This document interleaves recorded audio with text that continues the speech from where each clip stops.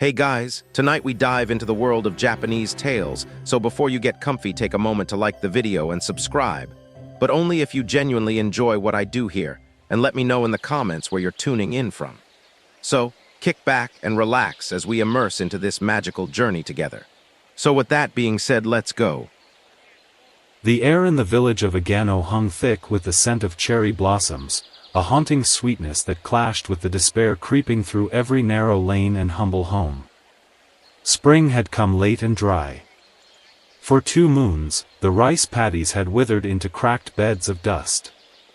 The once babbling streams that fed the fields dwindled into sorrowful trickles. Crops failed. Hunger took root. It was as though the earth itself had turned its face from them. A pall of dread settled over the village, growing heavier with each setting sun. The people of Agano, who once sang songs of harvest and drank sake in the moonlight, now spoke only in whispers. Their laughter had fled with the last good rains. In a small house at the village's edge, 18-year-old Kenjiro sat by the door, watching his mother carefully count the remaining slivers of dried fish. Her hands, once strong and calloused from years of labor, trembled slightly as she wrapped the precious food in cloth. His younger sister, Nami, lay curled in a thin blanket, her breath shallow, her cheeks hollow. Hunger had made them shadows of themselves. Kenjiro's father, Hideyoshi, a proud man who once lifted bales of rice with a single grunt, now stared listlessly at the wall, his back bent not just with toil, but defeat. His eyes had become vacant, distant. He had not stepped into the fields for days. Kenjiro looked down at his own hands, roughened, but still young, and clenched them. He felt helpless, like a raft adrift on a dying sea. It was then that the temple bell rang. The deep, resonant sound rolled through the village, stirring hearts that had nearly forgotten how to hope. Kenjiro rose immediately, his instincts guiding him to the village square where the elders would gather. There, under the gnarled cherry tree that had stood for generations, sat Master Hiroshi. He wore his ceremonial robes, though they hung loosely on his frail frame.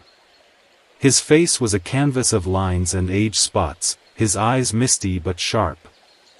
Around him, the villagers assembled, skeletal men and weary women, wide-eyed children clinging to their mothers' kimono sleeves. Kenjiro pushed through the crowd and knelt near the front. Master Hiroshi raised his staff, tapping the ground 3 times. The murmuring ceased. "It is time," he said, his voice like dry reeds brushing together in the wind. "The forest speaks with fury. The Kodama have turned their faces from us." A murmur rippled through the crowd, fear, guilt, confusion.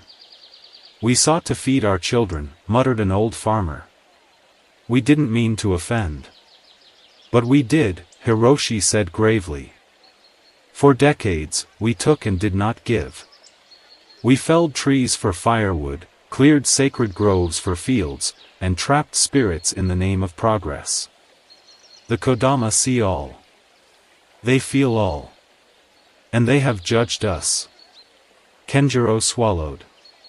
He had heard the tales as a child, of the Kodama, forest spirits who whispered through the leaves and lived in ancient trees.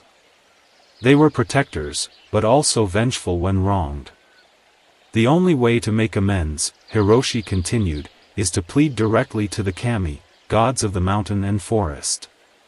They will not come to us. One must go to them." A hush fell over the square. No one dared move. Hiroshi's eyes met Kenjiro's. "You will go, Kenjiro." His breath caught. "Me? You are young. Your spirit is untainted by greed. You carry the burden of your family and your people, yet you have not faltered. The kami listen to the heart that is pure and the spirit that is brave. You must go to Mount Fuji. Seek Kana Hanasakuyaheim. Only she can intercede with the Kodama." A murmur of assent rose. His mother's eyes filled with tears. His father said nothing but met Kenjiro's gaze, a flicker of pride surfacing in his tired eyes. Kenjiro nodded slowly, his heart pounding. "I will go." That night, the village prepared what little they could. A worn kimono was patched. Rice balls were wrapped in bamboo leaves, though there was little rice left to spare. A bamboo walking stick, smooth and straight, was pressed into Kenjiro's hand. His sister clung to him, whispering, "Don't forget the songs, big brother. The forest likes songs." By morning, the village gathered to see him off. The sun rose through the haze, casting a pale orange light over the rooftops. As Kenjiro bowed to his elders and embraced his family, a strange silence fell. Even the wind held its breath. He took his first steps out of Agano with the prayers of a village on his shoulders and the weight of the earth in his heart. Kenjiro followed the winding footpath that skirted the base of the hills, bordered by the trembling shadows of pine and cedar. The morning sun filtered weakly through a gauze of mist, dappling the trail with shifting light. Behind him, the village of Agano grew small and distant, its thatched roofs vanishing into the haze. The road ahead led not just to Mount Fuji, but into the unknown, into the very heart of the ancient spirit's domain. The first day's travel was uneventful but somber. Birds chirped cautiously in the canopy, and the sound of his sandals crunching dry leaves filled the silence. With each step, the air grew cooler, and the trees taller. The forests of his childhood had been sparse and half-tamed. But here, the wild ruled. By dusk, he reached a small clearing beside a moss-covered boulder shaped like a crouching beast. An old Shinto waystone stood at the center, half swallowed by vines, its engraved kanji barely legible. Kenjiro bowed low before it, murmuring a prayer. He gathered fallen branches and lit a small fire with flint and dried bark, careful to clear the forest floor so as not to provoke the spirits. As the fire crackled, he nibbled on a single rice ball and refilled his gourd from a nearby trickle of water that tasted faintly of stone and root. The forest murmured as it settled into night. Crickets sang, and somewhere, an owl called. But beneath those familiar sounds was another noise, low and deep, like the whispering of many voices through wood. He sat still, heart pounding, trying to understand. Then it came again. A murmur in the wind. Not language exactly, but intention. Leave. He could feel it rather than hear it. The Kodama watched. "I'm not here to take," he whispered into the dark, bowing low. "I'm here to learn." The forest stilled, as if weighing his words. Eventually, sleep came, fitful and light. He dreamt of shadowy trees bending toward him, of root voices whispering in riddles, and of his sister's laughter echoing like wind chimes through the leaves. When dawn broke, the mist was heavier, curling low like smoke along the ground. Kenjiro walked for hours, ascending steadily. Trees grew denser, the path narrower, sometimes vanishing altogether beneath carpets of needles and ivy. He walked by instinct, by prayer, and by the faint pull of something he couldn't name, something that lived in the bones of the land. At midday, he stopped to drink from a cold, clear stream. As he knelt, a flicker of motion caught his eye. He turned, and froze. Two foxes stood watching him from across the stream. But these were no ordinary foxes. Their fur shimmered like fresh snow in moonlight, and their eyes, deep, gold, too knowing, glowed faintly. One had 3 tails. The other had 5. Kitsune. Kenjiro stood slowly and bowed deeply. His heart beat like a drum. The stories said kitsune were tricksters, cunning and proud. They served Inari, the deity of rice and prosperity, and walked the line between spirit and god. The larger of the 2 foxes tilted its head, then stepped forward. As it did, its form shimmered, and a beautiful woman stood in its place, robes flowing like silver water, tails flicking behind her. The other fox leapt onto a rock and remained in its animal form, eyes unblinking. "Young fool," the woman said, her voice a silky whisper. "You trespass in the sacred paths of the mountain. What business have you here?" Kenjiro bowed again, deeper this time. "Great Kitsune," he said, voice trembling but steady, "I am Kenjiro of Agano. My people are starving. The rivers have dried, the paddies fail. We believe the Kodama are angry. I seek the Kami's guidance. I seek to understand." The Kitsune's smile was faint, almost sad. Understand? Humans always claim to seek understanding when desperation takes hold. But what you truly seek is favor. A return to comfort. What have you offered in return? Kenjiro hesitated. Shame flared in his cheeks. "We have forgotten gratitude," he said slowly. "We took what the land gave and did not give back. We cut without asking. We hunted without thanks. We feared starvation more than we feared offense." The other fox snorted and padded forward. "He speaks truths," it said in a male voice, low and amused. "Rare, for a human." The woman circled Kenjiro once, her tails brushing the leaves without sound. "Perhaps there is hope in you yet. But know this, the spirits do not heed words alone. They heed action. Should you walk further, boy, you will be tested. Not by us. By the mountain herself." Kenjiro bowed once more. "Then I will meet her judgment with an open heart." With that, the Kitsune woman smiled, just enough to be unsettling, and vanished into mist. Her companion flicked his tail, then trotted into the trees, leaving no trace behind. Kenjiro stood alone again, the forest pressing in. But now it felt different. Not welcoming, but no longer hostile. The air felt charged, as if it were waiting. He pressed on, deeper into the woods. That night, he found shelter in the hollow of a great cedar. He sang softly, half-remembered lullabies from his mother's youth, songs of planting and rain. The forest listened.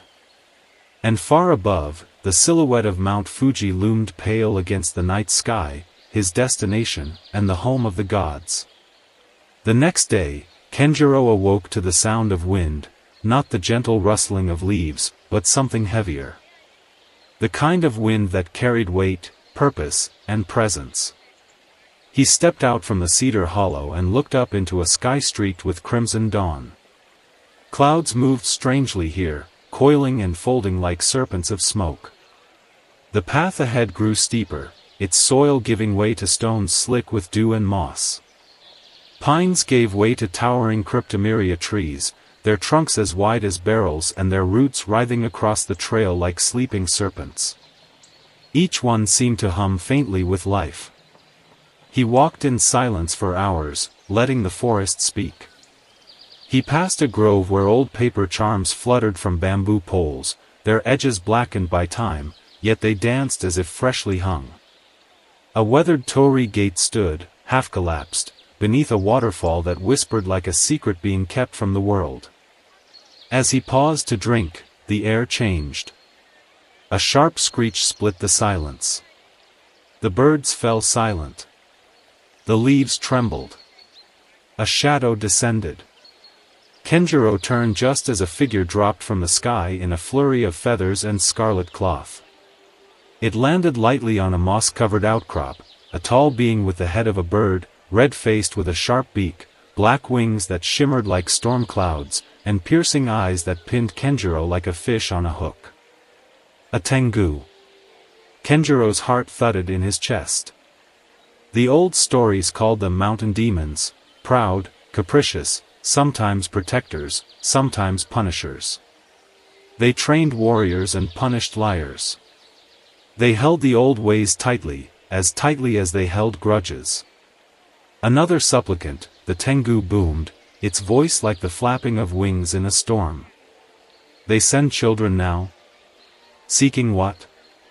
Power? Favor? Or just a bit of rain to ease your guilty souls? Kenjiro took a steadying breath, then bowed low. I seek nothing for myself. My village, Agano, suffers. The Kodama are angry. We know now we have wronged the forest. I came to ask the kami for guidance. The Tengu tilted its head. You speak of wrongs like you understand them. But you do not. You speak of the Kodama's anger as if it is a storm to be waited out. It is not. It is the earth's scream. Do you know what it means to feel your roots ripped from the soil? To hear your kin, tree, beast, stream, fall silent one by one? Kenjiro's throat tightened. No. But I want to learn. The Tengu leapt from the rock and landed a few paces before him, folding its wings with a loud rustle. Its talons scratched the stone as it walked in a slow circle around him.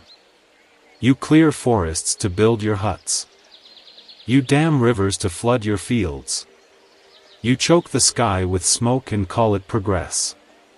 Then when the land bites back, you run crying to the gods. It stopped in front of him, eyes narrowing. What makes you any different, boy? Kenjiro met the spirit's gaze, willing his voice not to shake. I don't know that I am different. But I want to be. I came not to beg for miracles, but to offer myself as a bridge. To learn what we must do to live in balance again. The Tengu watched him for a long moment. Bridges are often trampled. Then let me be trampled, Kenjiro said, louder now.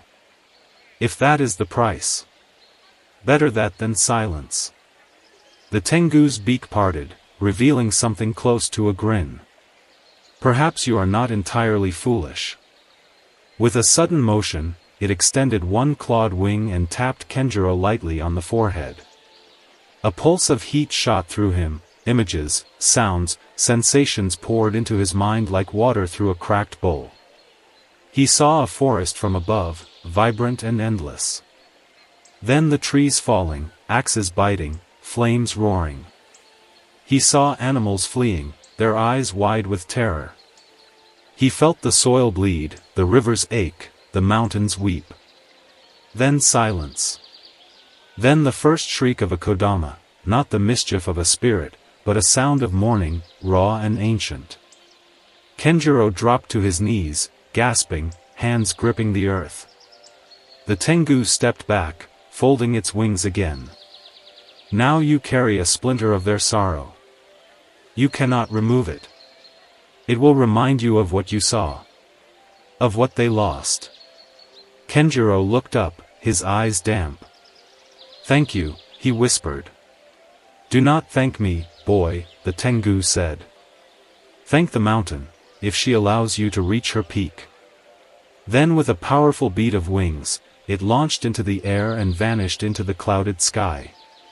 Kenjiro sat in stunned silence for a long time. When he finally stood, the world seemed quieter, heavier. He moved more slowly now, not from weariness, but reverence. Every broken twig, every rustling branch seemed to bear a message. He no longer walked on earth but through memory, through wound and healing alike. The path grew colder as Kenjiro ascended, both in temperature and in spirit. The trees grew sparse, spaced wide like sentinels on a watch. Snow began to appear in patches, strange, given the season. It clung to the edges of rocks and pooled in the hollows of tree roots, untouched by sun or melt. Kenjiro pulled his patched cloak tighter around his shoulders and pressed onward, his breath steaming in the crisp air. The Tengu's vision still echoed behind his eyes, the splinter of sorrow lodged in his soul like a shard of ice. By late afternoon, he reached a plateau overlooking a narrow valley blanketed in a pristine layer of snow. It was utterly silent. No birdsong, no insect hum, not even the sigh of wind. He paused, sensing something unnatural in the stillness. Halfway across the valley, the snowfall began, not a flurry, but a soft, deliberate descent of large, perfect flakes. They sparkled like powdered glass. Each one drifted with uncanny grace, as though placed by an invisible hand. Kenjiro stepped forward cautiously. Then he saw her. She stood at the far end of the valley, her pale form nearly indistinguishable from the snow. A woman tall and graceful, clad in a kimono of pure white that rippled like frozen silk. Her long black hair flowed like a river of ink down her back, and her skin was as pale as moonlight on ice. Her eyes, however, were the coldest part, crystalline, emotionless, ancient. Yukiana. Kenjiro stopped in his tracks. The stories called her the Snow Maiden, the spirit of winter. Some said she protected lost travelers, others that she lured men to their deaths in snowstorms, draining their warmth with a kiss. She was both beautiful and deadly, sorrow and serenity incarnate. She glided forward without leaving prints. "You are not from here," she said. Her voice was soft, musical, and chilling. It echoed without echoing. "No," Kenjiro answered. "I'm from Agano, to the south." She tilted her head. "There is no snow in Agano. Not even now. Our rivers have dried," he said. "Our land suffers. I seek the kami's guidance to restore balance." Her eyes narrowed. Balance. She raised her hand, and snow coalesced into a perfect, gleaming shard of ice in her palm. "What does a summer child know of balance?" Kenjiro bowed deeply. "Only that we have lost it. And that I am willing to learn, no matter the cost." The Yukiana watched him for a long moment. Then, to his surprise, she approached and offered him the shard of ice. He hesitated only a second before taking it. It was cold, but not painfully so. Instead, it filled him with a strange calm, an aching quiet that settled in his chest like snowfall on a rooftop. "This is memory," she said. "The forest remembers everything. You must learn to carry it without letting it bury you." Kenjiro looked down at the ice. Inside it, he saw flickers, images of winters past, his mother lighting candles for the dead, his father wrapping Nami in a blanket made from rice sacks, his own younger self laughing as he chased fox prints through fresh snow. The joys and pains of the seasons long gone. He blinked, and the shard melted in his hands, leaving only a single drop of water that vanished into the snow. "Thank you," he said, and the Yukiana simply nodded once. Without another word, she turned and vanished into the snowfall as silently as she had come. Kenjiro stood alone again in the snow-blanketed valley, his heart a little heavier, a little stronger. By evening, he descended into a thicket where the snow gave way to damp earth. The scent of mushrooms, leaves, and old rain replaced the sharp bite of frost. Fireflies danced in the gloaming, tiny stars winking among the trunks. It was here that the forest played its next trick. A flicker of light darted past his eyes, then another, and another. Not fireflies. Lanterns. Kenjiro followed them, curious. The trees parted into a clearing lit by floating orbs of soft gold, like miniature suns. A small wooden house stood in the middle, steam rising from a thatched bathhouse at the side. The smell of grilled fish wafted from a fire pit. It was warm. Inviting. Impossible. A man sat cross-legged before the fire, wearing a straw hat and sipping sake from a gourd. He looked up and grinned. "Well now, traveler. You look like you've walked straight out of a funeral. Come, come, warm yourself. Food's fresh, and the bath's even fresher." Kenjiro frowned.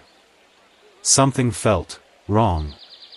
"Thank you," he said carefully, "but I've no coin to offer, and I'm not sure how this house came to be here." "Oh, nonsense," said the man with a wave. No payment needed. Call it hospitality. Old ways and all that. Then his face shimmered, and his belly bulged outward. His eyes became round and black. His grin widened unnaturally. Tanuki. The shapeshifter laughed, his hat bouncing as his true form rippled beneath the disguise. Too clever for a warm bath, are you? Ah, humans used to be more fun. Kenjiro smiled wearily. I appreciate the offer, but I think illusions won't help me where I'm going. Suit yourself, the Tanuki shrugged, rising to his stubby feet. But not everything is trickery, you know. Sometimes rest is just rest. The spirits aren't all tests and riddles. Still, Kenjiro said, I haven't earned it yet. The Tanuki scratched his belly thoughtfully. Fair enough. You'll make a good fool for the mountain. With a wink and a puff of smoke, he vanished, house and all. Kenjiro stood alone in the dark again, surrounded by quiet trees. He walked on. The forest began to thin, gradually giving way to ancient stone paths etched with moss and the scars of time. Kenjiro climbed higher, each step drawing him nearer to the sacred peak. The air grew thinner, the silence more profound, not the stillness of a sleeping land, but the charged quiet of something watching, waiting. Above him loomed the pale slopes of Mount Fuji. Its crown was shrouded in cloud, and the light no longer came solely from the sun. There was a strange illumination in the very air, soft and diffused, like the glow of a shrine lantern glimpsed through fog. His breath came harder now. Each inhalation a little victory. Kenjiro paused at a small ridge where 3 Jizo statues stood sentinel, their stone faces worn and gentle, scarves knotted lovingly at their necks by hands now long gone. He bowed to them, leaving one of his dwindling rice balls as an offering. A sudden gust of wind stirred the scarves. The mountain was listening. As he continued, Kenjiro began to hear the voices again, not words, but murmurs, the kind heard when half asleep. They slipped between the rustle of dry leaves and the crunch of stone beneath his sandals. When he tried to focus, they vanished. When he let go, they returned. He was not alone. As dusk settled over the slope, the path veered sharply and opened into a wide terrace ringed by jagged black rocks. In the center was a dry spring, its stones smooth and arranged in careful concentric circles. Trees no longer grew here, only shriveled brush and pale grasses swaying in a breeze that came from nowhere. Kenjiro stepped into the clearing. The temperature dropped abruptly. He wrapped his cloak tighter, but it wasn't cold in a physical way, it was an inner chill, like regret. Then the visions began. He blinked, and the clearing shifted. Suddenly he stood in his village. The rice paddies were full, golden and lush. The river ran clear. Children laughed as they splashed in the shallows. His mother sang as she stirred a pot over the hearth, her hands no longer trembling. His father laughed, the sound deep and strong. But none of them saw him. He reached out, and his hand passed through his sister's shoulder like mist. He tried to speak, but no sound came. Then the sky darkened. Shadows fell. Trees at the edge of the fields began to move, not in wind, but with intention. They bent, twisted, groaned. Branches thickened into arms. Eyes opened in their trunks. The Kodama had come, not as spirits, but as justice. Flames erupted. The river turned black. The soil cracked open. Kenjiro screamed, and the vision shattered like glass. He fell to his knees, gasping. "Is this what you want?" came a voice, soft and deep. He turned. A figure stood at the edge of the clearing, half shrouded in swirling ash. Its form shifted constantly, now a man cloaked in robes, now a giant tree with eyes in its bark, now a deer crowned in antlers of light. It was not one thing. It was all things. "Who are you?" Kenjiro asked, breathless. The figure did not answer directly. Instead, it stepped forward, and with each footfall the earth bloomed beneath it, tiny flowers, bright and ephemeral, blooming for a heartbeat before fading. "You carry sorrow, human. But sorrow alone is not enough. What would you give?" Kenjiro rose slowly. "Everything I can. My voice. My hands. My life, if needed." "Why?" "For my people. For the spirits. For the silence we caused. And the songs I want my sister to hear again." The figure tilted its head. "You speak of sacrifice. But what of service?" Kenjiro was silent. The word settled heavily. "Sacrifice ends," the figure said. "Service does not. It is a path, not a single act. Are you ready for that burden?" I am." The spirit extended its hand, though now it was a branch, swaying, covered in cherry blossoms. "Then walk. And listen." Kenjiro reached forward and touched it.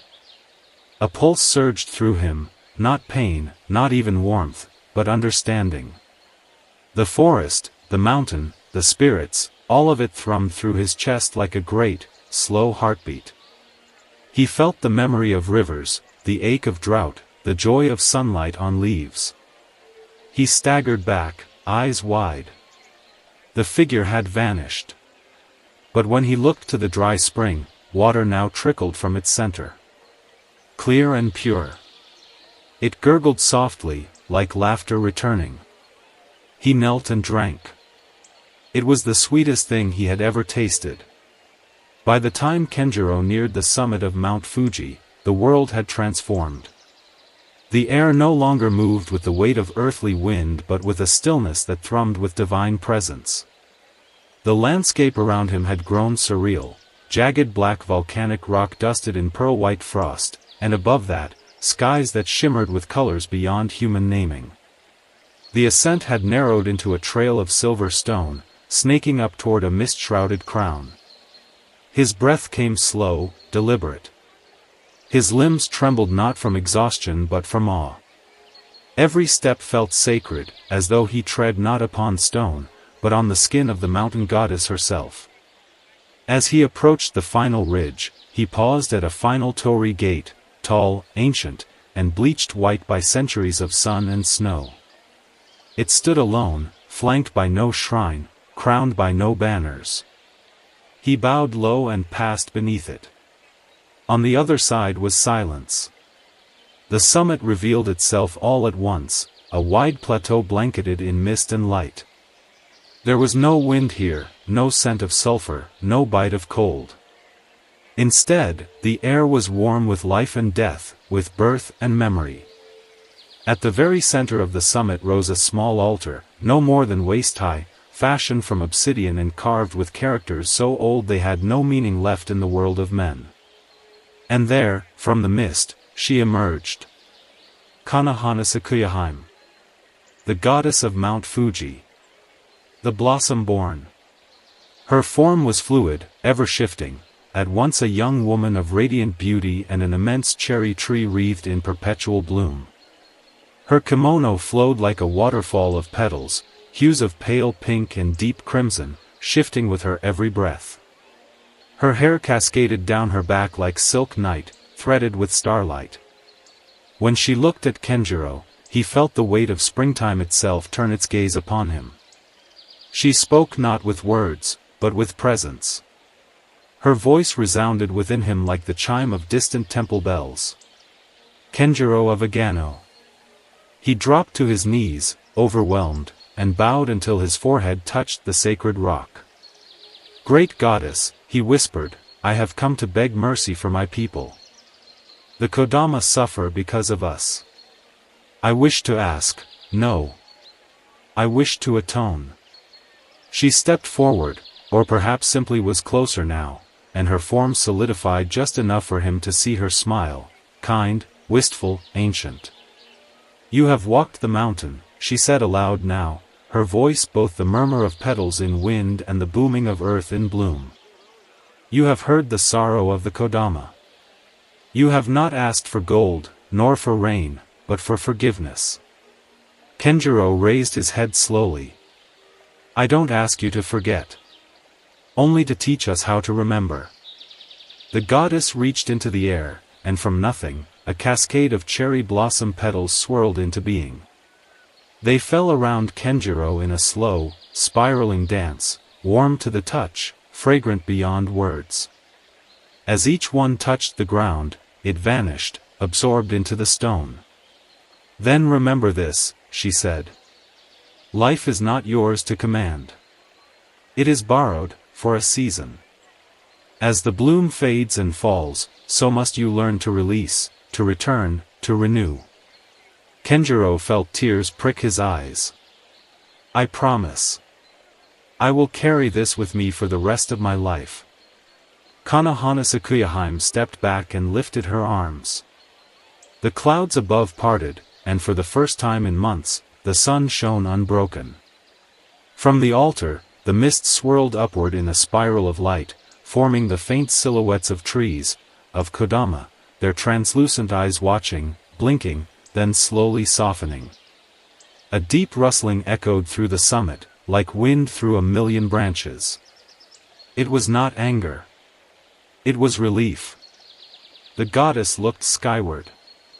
"The streams will flow again. The earth will answer your people's humility. But know this, child of Agano, peace is not a gift, it is a vow. One you must renew each day." Kenjiro placed his hand to his heart. "I vow it. Not just for me. For my people. For the mountain." The goddess nodded once. Then, with a final swirl of petals, she dissolved into wind and color. The summit grew quiet again. But not empty. Kenjiro stood alone, heart thunderstruck and soul weightless. The altar glowed faintly behind him. Far below, a bird's cry echoed, strong, bright, alive. He turned. The path home awaited. But he was no longer the boy who had left Agano.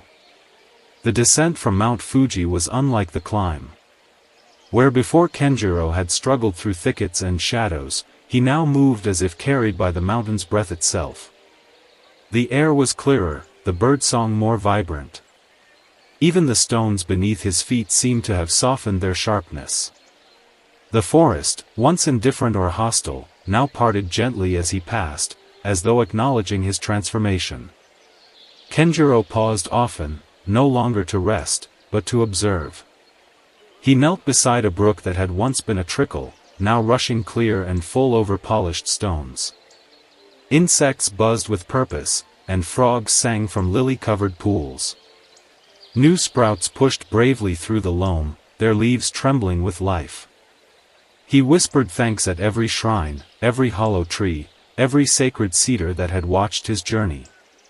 At the edge of the forest, where the paths turned from sacred trails to village roads, Kenjiro encountered the kitsune once more. They stood atop a moss-covered boulder, their many tails curling behind them like wisps of cloud. The larger of the two regarded him with eyes that gleamed like morning dew. "So, you returned," the kitsune said, less a question and more a recognition. "Many climb the mountain. Few return whole." Kenjiro bowed deeply, this time not out of fear or caution, but respect. "The mountain taught me more than I knew I needed to learn." The smaller kitsune gave a rare, warm smile. "And what will you do now, mountain walker?" "Change begins with a single seed," Kenjiro replied. "I will plant many." The kitsune vanished into mist with a ripple of laughter, their approval left hanging in the air like incense. As Kenjiro approached the outskirts of Agano, he found the land already shifting. The stream beside the rice paddies had returned, trickling gently into the cracked basins. The villagers were gathered there, their sleeves rolled up, feet caked in mud, trying to guide the water along its familiar path. His sister, Imiko, was the first to see him. "Kenjiro," she cried, abandoning her bucket to sprint across the field. She threw her arms around him, squeezing tightly. "You came back. You really, look at you. You look different." He laughed softly, embracing her. "I feel different." His mother arrived next, her eyes brimming with tears, a hand covering her mouth. Behind her came his father, leaning more firmly on his staff than before but with a light in his eyes that Kenjiro had not seen in many moons. "I made a promise to the goddess," Kenjiro said, addressing them and the gathering crowd, "and I intend to keep it." The villagers fell silent as he began to speak. He told them of the Kodama's grief, of the mountain's pain, of the whispers in the trees that had turned to cries. He described the kitsune and the tengu, the Yuki-ana's kindness, and the tanuki's mischief. He recounted the vision at the spring and the voice of Konohana Sakuyaheim herself.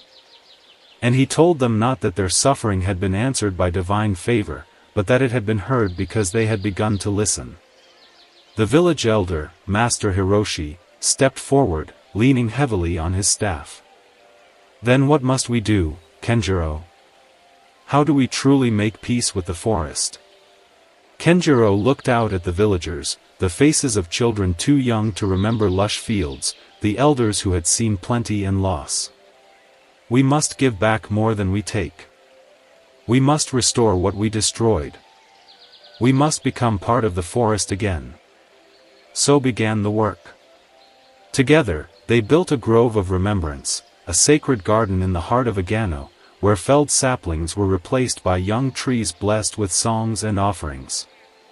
Small shrines were erected at the edges of fields and rivers, where farmers would bow each morning and leave cups of water, rice, or plum wine for the spirits. Kenjiro led seasonal ceremonies, planting festivals where they offered thanks for every new seed, and harvest dances under the full moon to honor the Kodama and the mountain. No longer did they take the river for granted. The children learned to listen to the wind, to the songs of frogs and birds, to the creak of trees in the night. The spirits, though rarely seen, began to make their presence felt. Cherry trees bloomed longer than before. Crickets returned in droves. Rice grew full in the paddies. And sometimes, at dusk, the villagers swore they saw flickers of movement between the trees, little figures with eyes like stars, watching, and smiling. Seasons turned. Where once famine had cracked the earth of Agano, now life flourished. The rice paddies shimmered under the sun, birds returned to nest in trees reborn from stumps, and the forest's once mournful silence was replaced by the harmonious chorus of nature in balance. The Kodama, though unseen, whispered in gentler tones now, like lullabies hummed between wind and leaf. Kenjiro, though still young, had become something more than a son or farmer. The villagers now called him Kikimimi, the ear that listens. They sought his counsel before clearing new fields or digging fresh wells. The children asked for his stories daily, eager for tales of kitsune riddles and the wrath of the tengu. One evening, after a ceremony marking the first full harvest since the drought, Kenjiro stood atop a stone platform near the sacred grove. The sky was painted in colors of fire and plum, the air thick with the scent of steamed rice, grilled fish, and sweet chestnuts. "We celebrate not because we have conquered the land," Kenjiro said, addressing the gathered villagers, "but because we've learned to live with it again." A cheer went up, sincere and thunderous. Laughter rang through the hills. Drums were struck, flutes played, and children danced in circles around bonfires while petals fell like blessings from the cherry trees. But as with all things, peace stirs interest. Word of Agano's sudden prosperity reached the ears of other villages. Some came with respect, farmers from the southern river towns, priests from the fated shrines near Edo, even wandering monks who wished to witness the grove of remembrance for themselves. But others came with greed. One morning, a caravan of lacquered palanquins, silk-clad men, and a Shigaru guards arrived at the edge of the village. Their banners bore the crest of the Tajik-era clan, a powerful family known more for their ambition than their piety. Kenjiro met them near the torii gate, flanked by Master Hiroshi and several villagers. The leader was a portly man in his middle years, his mustache curled like a boast and his kimono patterned with golden pine needles.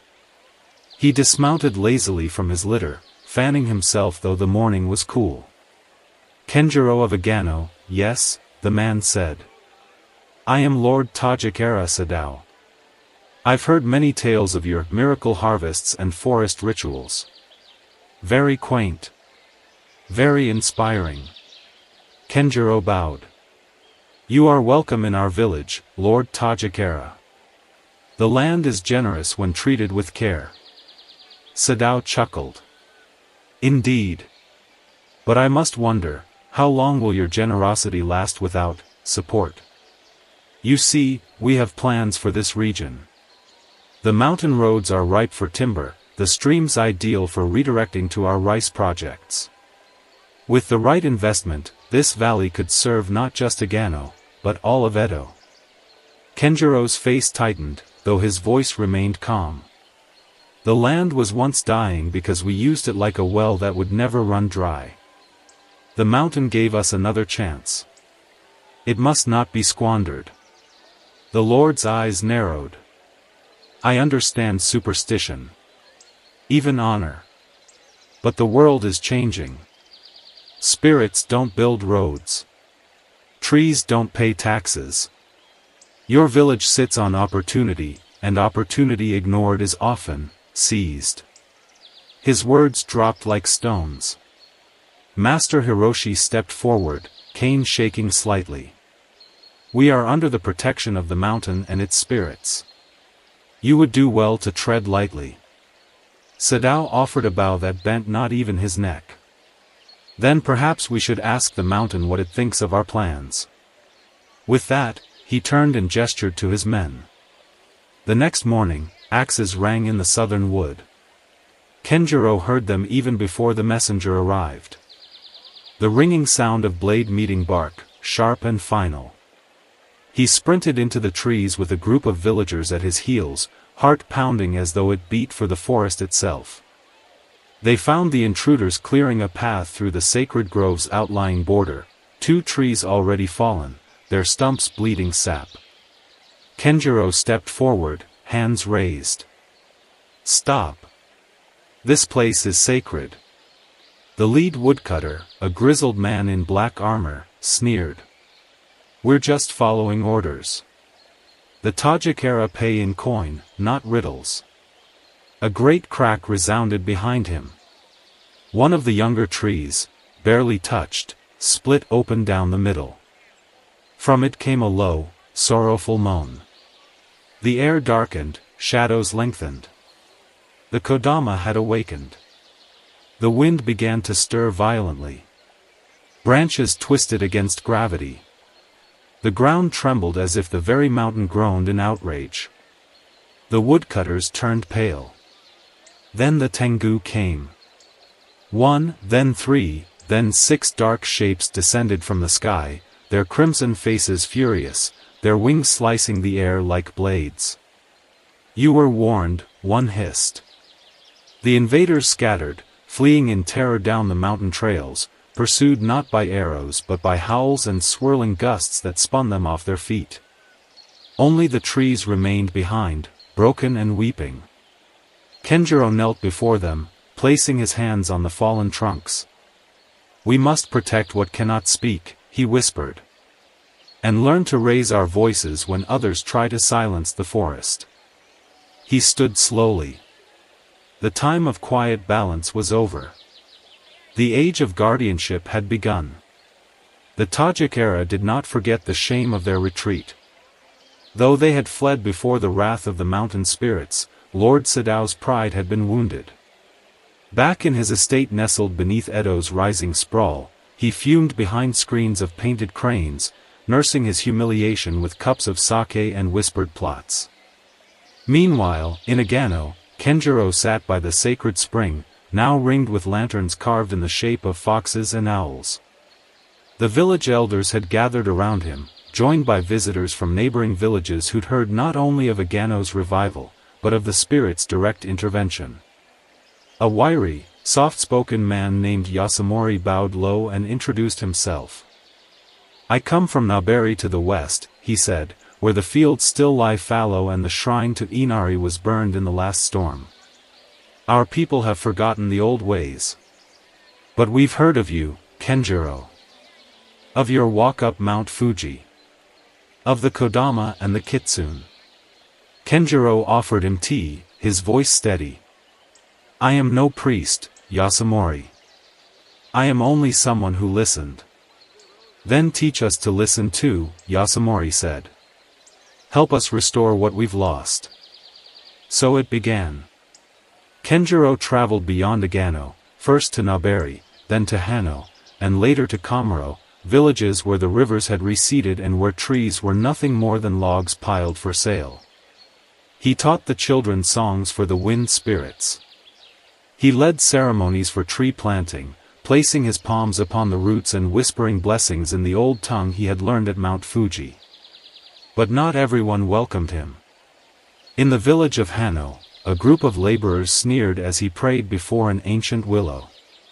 "More mountain talk," muttered one. "Try feeding your family with words." Another spat near his feet. "He bows to trees while our children go hungry." Kenjiro looked up at them, not with anger, but with sorrow. "I don't ask you to bow. Only to see. To remember that these trees fed your fathers. That these rivers gave you life." But even as some listened, others plotted. Back in Edo, Lord Tajikara Sadao summoned a council of landholders and merchants, men with silk sleeves and bitter hearts. He spoke of progress, of timber needed to build new districts, of rivers ripe for redirection, of gold sleeping beneath untouched forest beds. "This boy, this Kenjiro, preaches submission to old ghosts," Sadao said.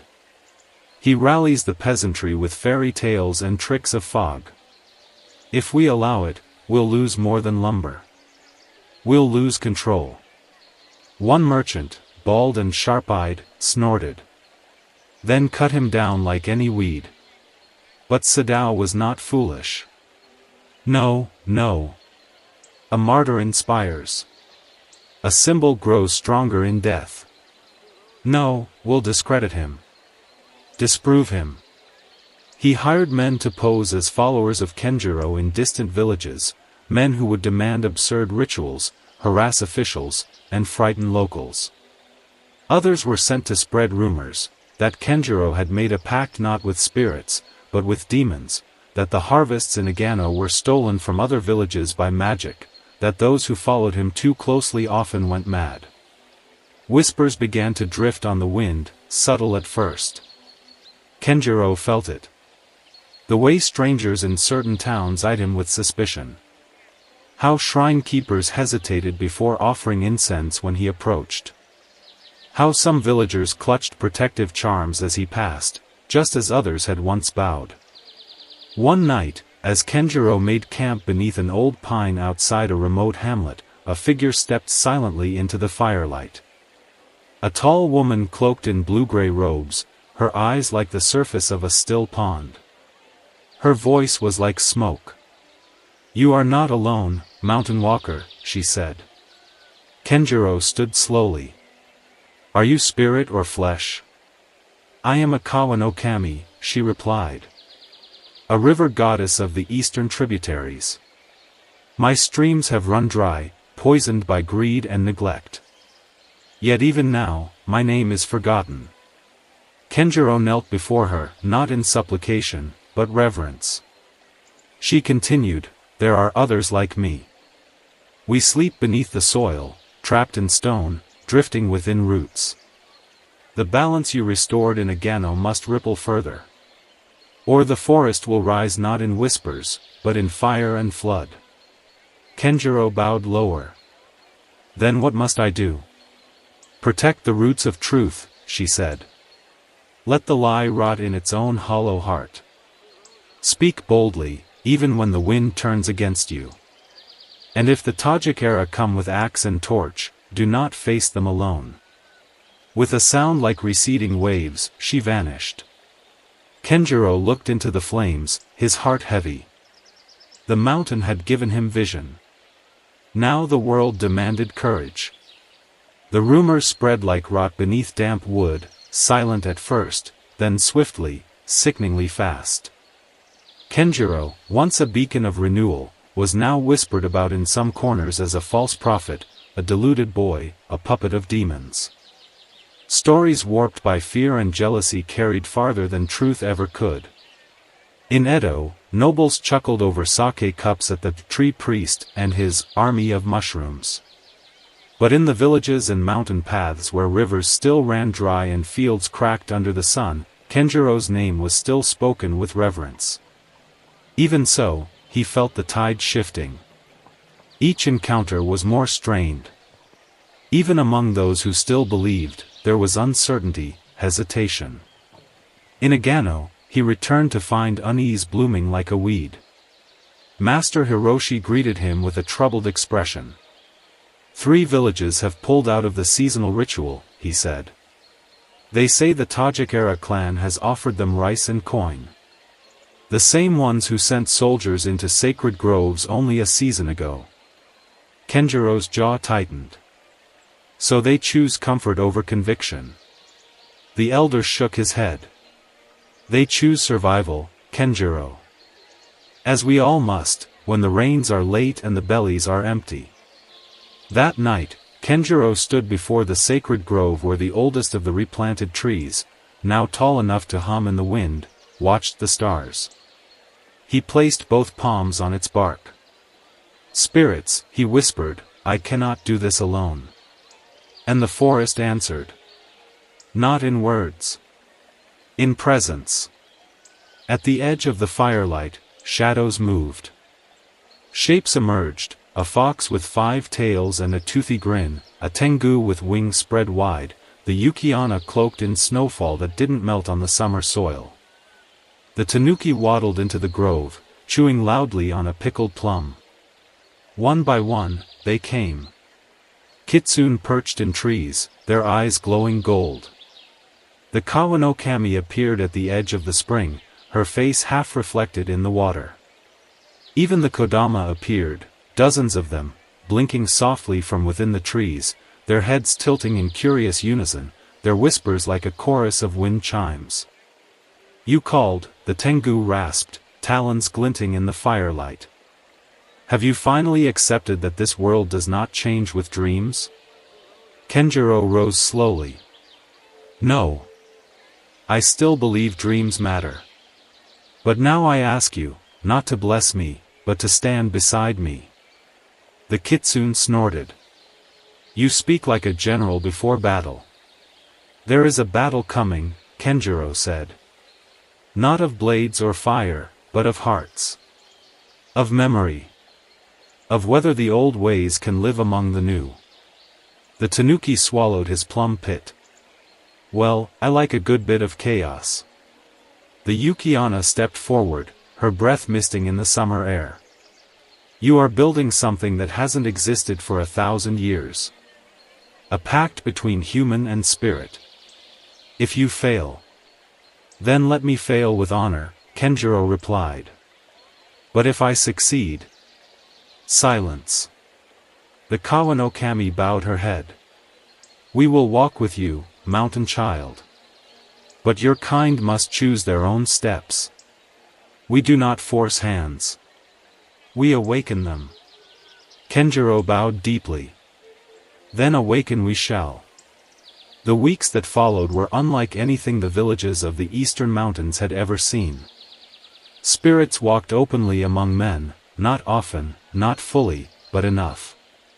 A kitsune appeared during a moon festival in Naberi, dancing beside the children with silver tails alight.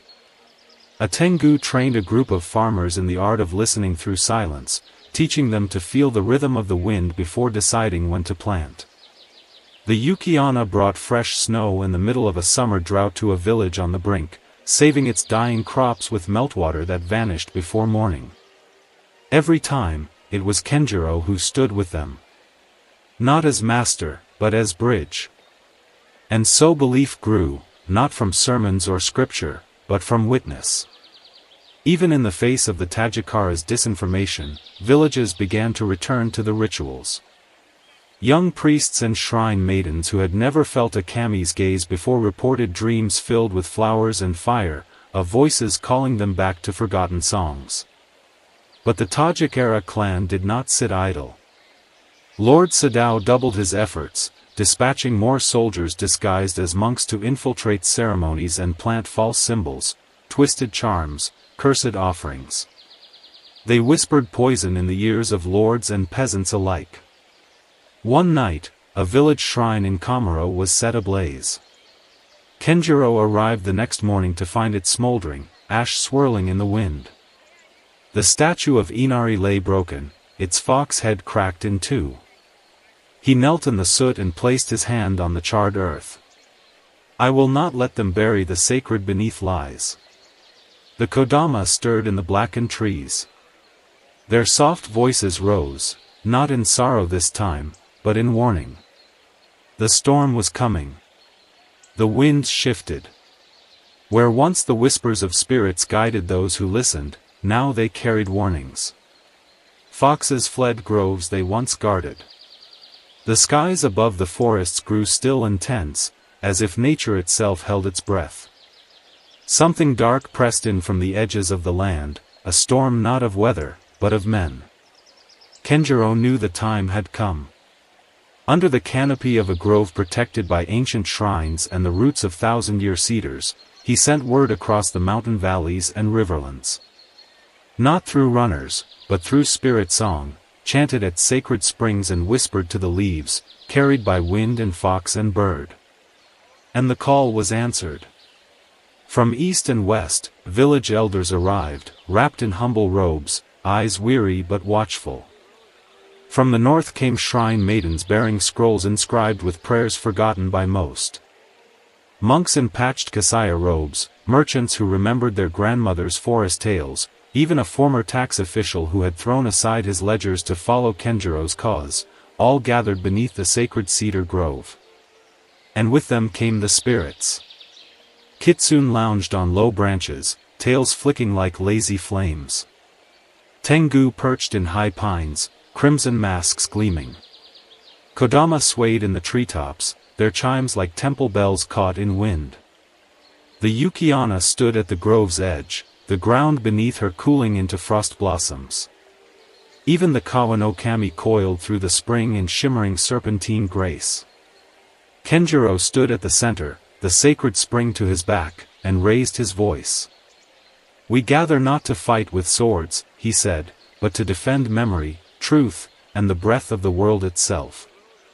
He looked to the elders. The Tajik era spread lies. They burn shrines. They offer coin to buy silence. But the forest remembers. The spirits remember. And so must we. An old man from Naberi stepped forward. "They say you speak with gods, Kenjiro. That you command the spirits like generals." Kenjiro shook his head. "I speak to them. I learn. I bow before them. They are not my soldiers. They are my teachers, and yours, if you will listen." A hush fell over the grove. Then a monk raised his staff. "I have seen a kodama weep beside a dying tree. If such a spirit grieves, should we not grieve also?" A shrine maiden spoke next. "Our rice fields bloom again only after we placed prayer stones in the river as Kenjiro taught. We live because the old ways live." Nods rippled through the crowd. But before the next speaker could rise, a great gust of wind blew through the grove. And with it, smoke. A runner, clothes torn and bloodied, burst into the clearing. "The Tajikara march on Agano," he cried. "Over 100 men, soldiers, mercenaries, engineers. They've brought saws, oil, and fire. They mean to tear down the grove and build their road through the mountain. Cries of alarm spread through the crowd. Kenjiro's blood turned to ice. How long? Less than a day. They've already cleared half a mile. They're forcing villagers to help. The Tengu nearest him stood, wings flaring. Then the time for words is done. No, Kenjiro said quickly. We must not meet their blades with violence. The tanuki popped into the clearing with a mouthful of chestnuts. But pranks, surely. I can make their horses forget which way is forward. Kenjiro allowed himself a small smile. Only if it's harmless. Then he turned to the gathered humans. We will stand, not as warriors, but as guardians. We will block their path with our bodies, our prayers, our presence. If the mountain truly walks with us, then no blade can cut what is sacred. There was silence. Then the old man from Naberi nodded. Then let this be the day the earth remembers our names. At dawn, they gathered. Villagers, monks, shrine keepers, children, nearly 300 people, arrayed in silence across the path to Agano. At the center stood Kenjiro, dressed not in armor, but in a plain white kimono, a sprig of cedar pinned over his heart. Above them circled the Tengu, silent sentinels. The kitsune slipped among the trees, illusion and light in their wake. Kodama crowded the limbs above, watching, waiting. Then came the army. Lord Sadao rode at the head, resplendent in gold and crimson, flanked by a Shigeru in lacquered armor. Behind them came men hauling saws and barrels of oil, eyes narrowed and wary. Sadao's horse snorted and reared as it neared the blockade. He scowled. You would block the road with farmers and ghosts? No road that cuts through spirit blood will bear peace, Kenjiro said calmly. Turn back. Sadao laughed. The mountain bends to those who carve it. Not those who sing to it. At that moment, a breeze swept through the trees. The Kodama whispered. The sky darkened, not with storm, but with petals. Cherry blossoms fell in a flurry, impossibly out of season, and with them came a scent so sweet and sharp that it brought tears to every eye. The soldiers faltered. From the woods came voices, not human. Not angry. Sad. Ancient. Tired. Powerful. And then, Kanahana Sakuyaheim stood at the edge of the forest. Not as before, no longer a single woman, but a form of fire and petal, tree and wind, her eyes bright as dawn over snow. The mountain had come. Her voice, when it spoke, was the sound of blossoms opening. Enough. Time slowed. The breath of every soldier, every villager, every spirit froze as Kanahana Sakuyaheim, the blossom princess of the mountain, stepped from the edge of the trees into the clearing. She was light and root and wind-given form, a being not meant for mortal sight. Her robes flowed like rivers of petals, every step trailing spring behind her, her feet never touching the ground. Even the Kodama ceased their whispering. Lord Tajikera Sadao's mouth opened, but no sound emerged. His eyes darted between the villagers and the divine being that now stood between him and his conquest. The world had shifted. His swords, his soldiers, his golden banners, all of them felt absurd in the face of the living mountain. Kanahana's voice rang through the air, calm and thunderous. You burn the forest and call it progress. You pave over rivers and call it order. You poison soil and say it is civilization. Yet you expect the land to bow to you. Sadao found his voice, trembling. I serve the realm, great one. The shogunate. You serve only yourself, the goddess said, eyes narrowing. Even now, when shown the truth, you think only of power. She turned, slowly, to Kenjiro. You, who walked my slopes with reverence, who listened to the weeping of the Kodama and did not turn away, you stand not as a priest or warrior, but as what humanity must become, humble, brave, and rooted. Kenjiro bowed low. I do not seek honor, only harmony. Kanahana raised her hand. The wind stirred. The trees surrounding the army groaned and shifted. Roots burst from beneath the path the Tajik era had cleared, roots wide as oxen and swift as serpents, coiling around wheels, snapping carts in half, overturning barrels of oil. The forest was taking itself back. Cries rose among the soldiers, not of war, but of fear. They stumbled back, their weapons useless. The Tengu soared above, watching but not striking. Sadao raised his sword, desperate. You will not stop progress. We build for the good of the nation. Kanahana's gaze hardened. Then build elsewhere. She lifted both arms. The ground trembled.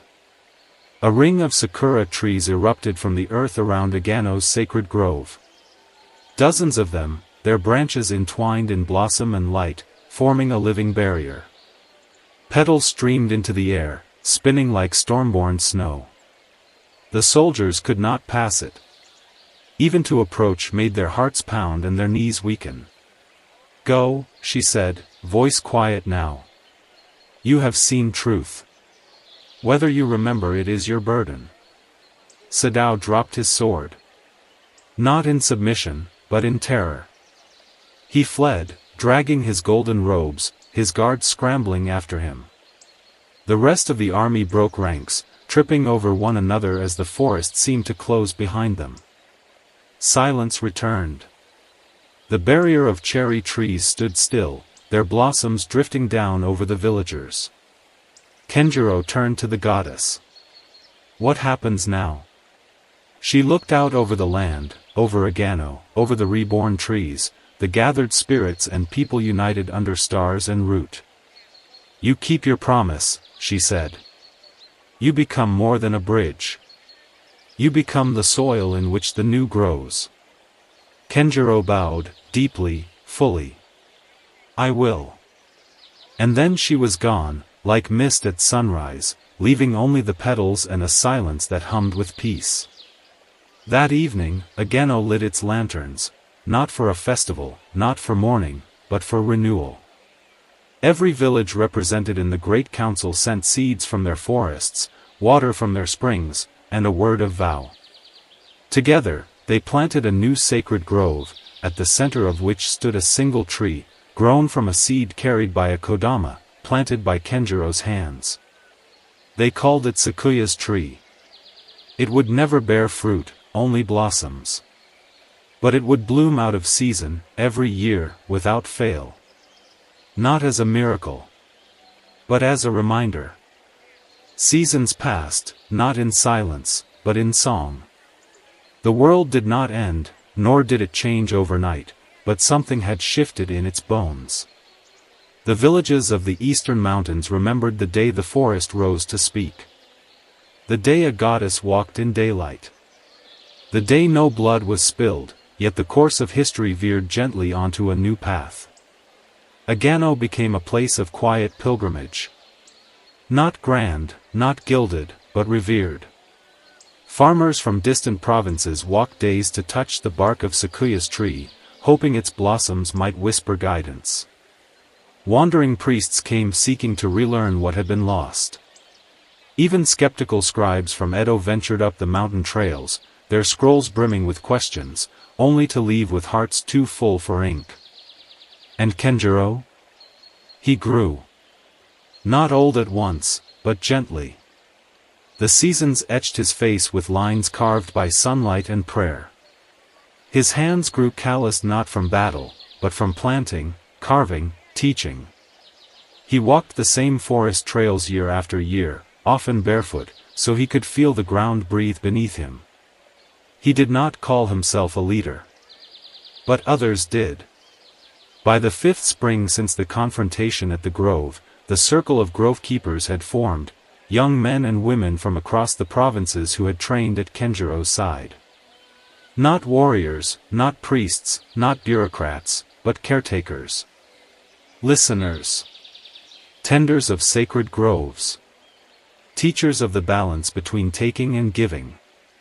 They came from different castes. Different creeds. One girl, Yui, had once been a thief in the alleys of Kyoto. Another, Run, was a former temple guard who left his blade behind to wield a spade. A boy named Haruto had never spoken a word aloud, yet the Kodama clustered around him wherever he went. Each one carried a piece of Kenjiro's story, and their own. One autumn morning, Kenjiro sat at the base of Sakuya's tree, watching Yui lead a group of children through the opening rites of the harvest. She spoke with energy, weaving together tales of Kitsune and Kawa no Kami, pausing often to let the wind finish her sentences. The children laughed, clapped, and whispered to the roots as they placed cups of rice, wine and water beneath the tree. "She reminds me of you, once," said Master Hiroshi, now nearly blind but still sharp-tongued, seated beside Kenjiro with a blanket over his knees. Kenjiro chuckled. "She's braver than I ever was. I had no idea what I was doing when I climbed the mountain. You knew how to listen. That's rarer than most think." Kenjiro looked out at the fields, green and golden, dotted with shrines and birds. "Do you think it will last?" he asked quietly. Hiroshi was silent for a moment. Then, "No harmony lasts forever. But neither does disharmony. The world breathes, Kenjiro. Your task was never to make it still. Only to help it breathe better." Kenjiro nodded. That winter, the first heavy snowfall came early. The village lit more lanterns than usual, and the river froze at its edges, curling like the edge of a scroll. On the longest night of the year, as the stars hung heavy and blue, Kenjiro wandered alone into the forest. He walked without destination, as he had once walked toward Mount Fuji, heart wide open. The forest welcomed him. The Kodama whispered his name. He passed the grove where he had first seen the Tengu, now home to a shrine carved from fallen feathers and stone. He passed the cedar hollow where the Kitsune had first tested his resolve, now ringed with charms woven from their silver fur, left by grateful travelers. At dawn, he found himself back at the sacred spring, its surface steaming gently in the frost. There, he knelt. Not in pain. Not in exhaustion. But in thanks. "I have given all I am," he whispered to the trees, the wind, the water. "May it be enough." The first rays of morning crested the mountain. And from the spring rose a single bloom, a cherry blossom, unseasonal and uncalled for, opening its petals toward the sun. Kenjiro smiled, closed his eyes, and breathed in peace. Years passed like falling leaves, each one quiet, sacred, and fleeting. Kenjiro's name became legend, though those who had walked beside him remembered him not as a myth, but as a man who listened when others shouted. Who bowed when others demanded. Who carried no sword, yet changed the world. When Kenjiro passed from the world, it was not with cries or banners. He was found beneath Sakuya's tree, seated cross-legged, his hands resting upon the soil, his eyes closed, a faint smile on his lips. The Kodama circled the tree for 3 days, silent. On the 4th morning, the villagers awoke to find that the entire grove had bloomed, cherry blossoms of impossible brilliance spilling into winter snow, covering the village in a hush of light and memory. It snowed petals for 9 days, and when the last fell, they buried him where he sat, wrapped in the white cloak he had worn on the day of the council. Yui led the funeral rites, her voice clear but trembling.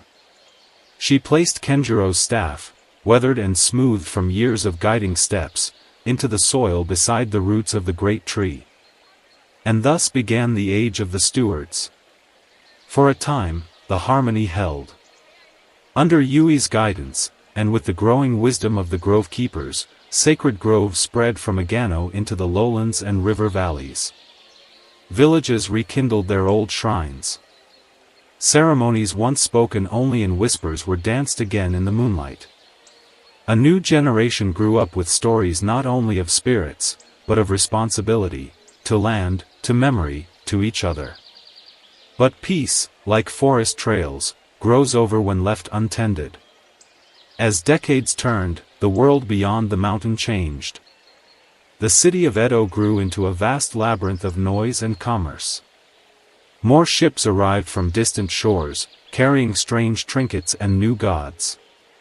Silk gave way to uniforms. Prayer gave way to tax. By the time a full generation had passed since Kenjiro's death, many in the lowlands no longer remembered why Agano was revered. To them, it was a quaint mountain village, good for pilgrimage and folk tales.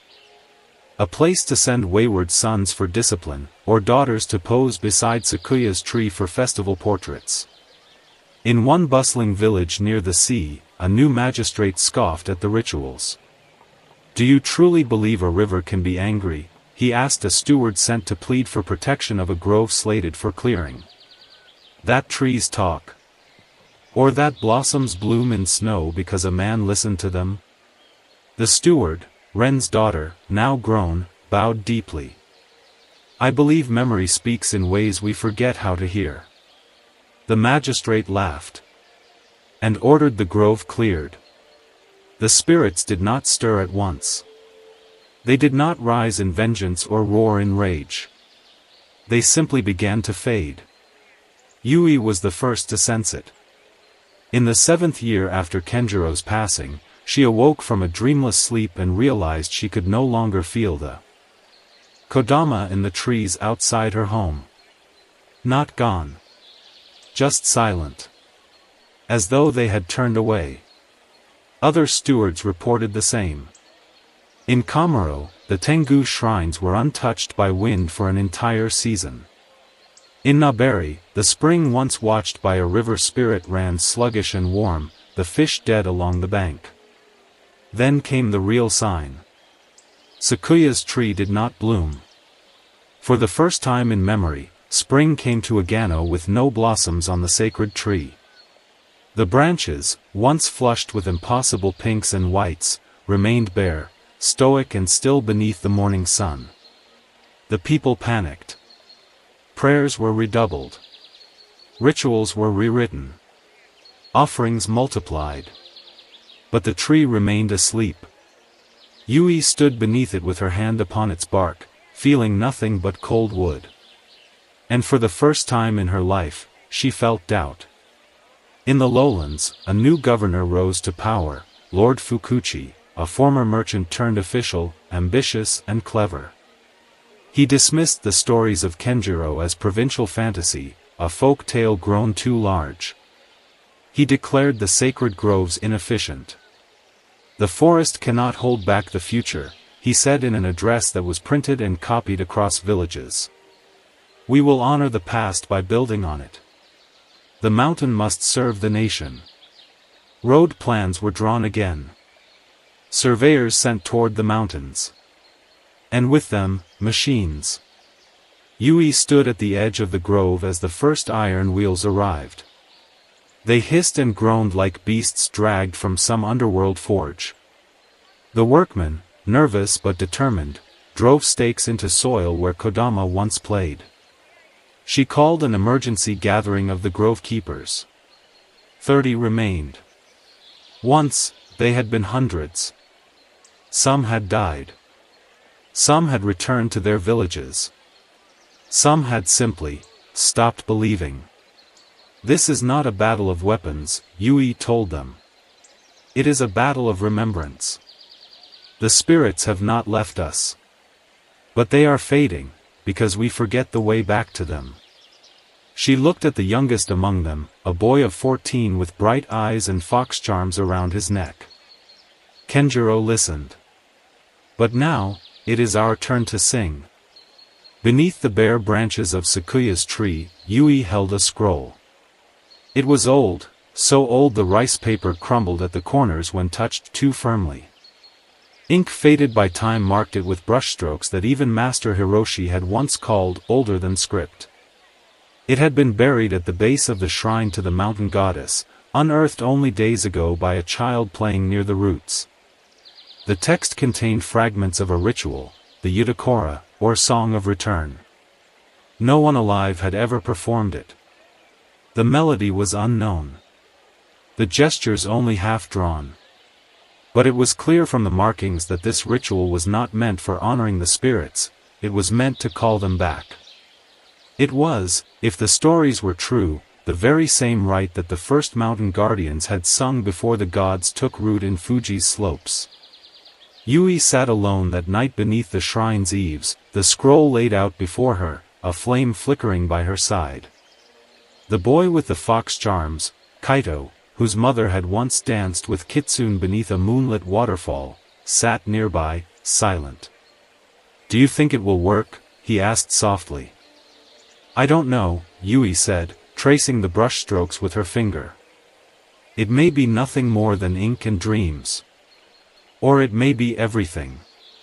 Kaito watched her for a moment. "You've never lied to us." Yui smiled faintly. "Then I must tell you the truth. This may be the last chance we have to remind the world that the old ways were never old. Just hidden." The next morning, Yui summoned the grove keepers. Some arrived on foot, others carried by oxen or cart. Most wore clothes of soil and bark, stitched with charms and twine. A few wore armor, not of steel, but of wood and silk, woven with sigils passed down in whispers. They met beneath the boughs of Sakuya's tree. Yui stood before them, scroll in hand. "This is what we have," she said. "It is not complete. But neither were the songs we sang in the beginning. We must finish this with memory, and with faith." She looked at each of them in turn. "If we sing together, truly, the mountain may yet open her eyes once more." There was silence. Then Ren's daughter stepped forward, bowed, and said, "Then teach us." They rehearsed for 7 days. Not with drums or flutes, but with breath and movement and stillness. The melody, pieced together from fragments of chant, from the whistle of wind in the cedars, from the drip of water in the springs, emerged slowly. The gestures came from old dances, from foxfire reels and harvest stomps. The grove keepers shared their fragments. Together, they wove them. Each night, they slept beneath the open sky, their voices hoarse, their feet blistered. But the song grew strong. And on the 8th night, under a full moon draped in a veil of pale mist, the grove keepers ascended Mount Fuji, not to the peak, but to the terrace of still pines, where Kenjiro had once received his vision. There, they would sing. Far below, Lord Fukuchi watched the mountain from a command tent draped in black and crimson. His engineers had begun clearing stone and soil, ignoring protests and petitions. A new road would cross the sacred ridges within a month. He was not worried about the grove keepers.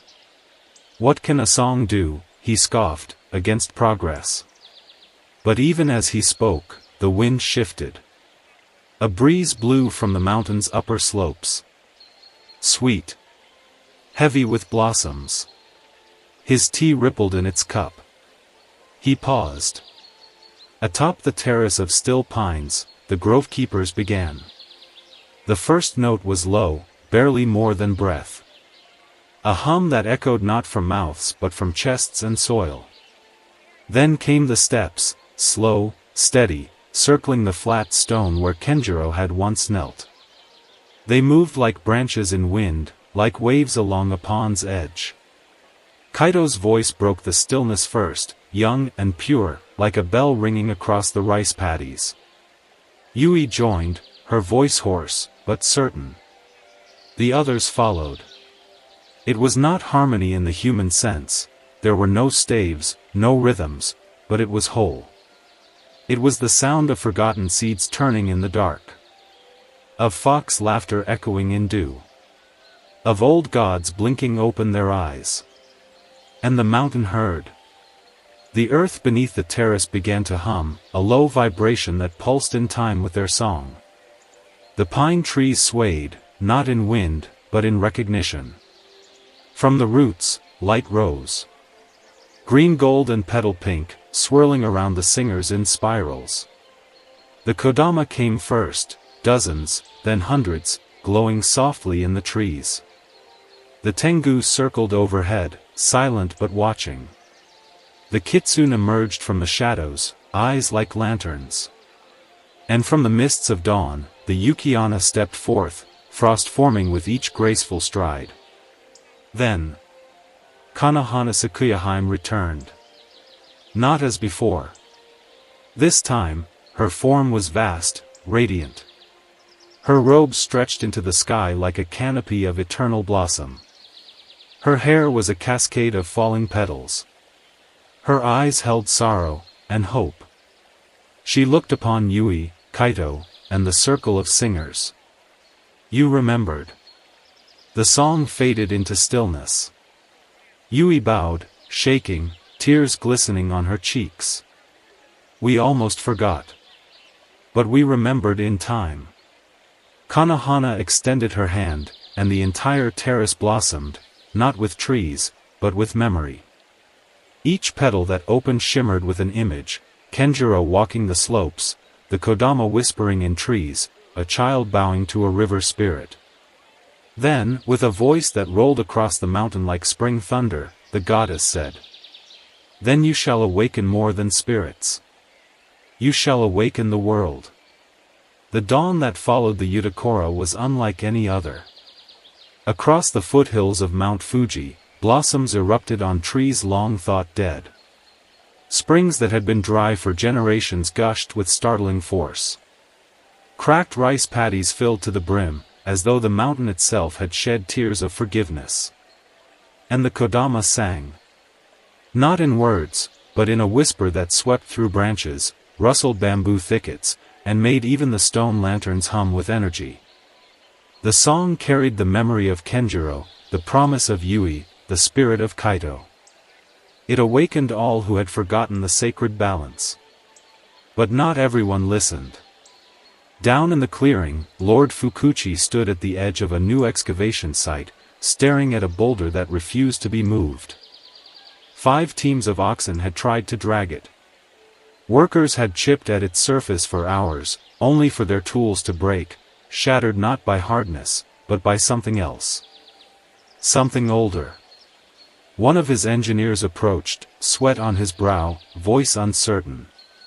"My lord, we've tried every tool. The stone, it hums. Like it's singing." "Don't be a fool," Fukuchi snapped. "Stones don't sing." But even as he said it, he could hear it now, a low resonance, like 1,000 drums beating far below the surface. Not loud, but deep. His soldiers began murmuring. A few were already stepping back toward the path. And then, from the tree line, a dozen grove keepers emerged. Not armed, not angry, but singing. Their voices wove through the morning air like incense, soft and steady. At their center stood Yui. Her robes were streaked with mountain dust, her hands still raw from days of practice. But her eyes held the strength of ancient stone. "My lord," she said calmly, "the mountain has awakened. You cannot force your way through it anymore." Fukuchi stepped forward, chin high. "I answer to the emperor, not to peasant rituals." Yui bowed. "Then answer to the emperor of earth." The boulder behind her trembled. Its surface cracked, not violently, but gently, as if exhaling. And from within emerged a spirit of stone.